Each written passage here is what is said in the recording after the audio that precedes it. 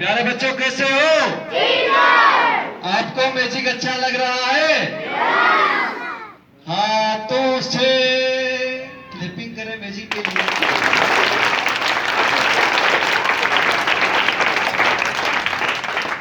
और पूरे स्टाफ के लिए आप अपने लिए भी एक बार क्लिपिंग करें। एक बार मेरी और इसकी खूबसूरती के लिए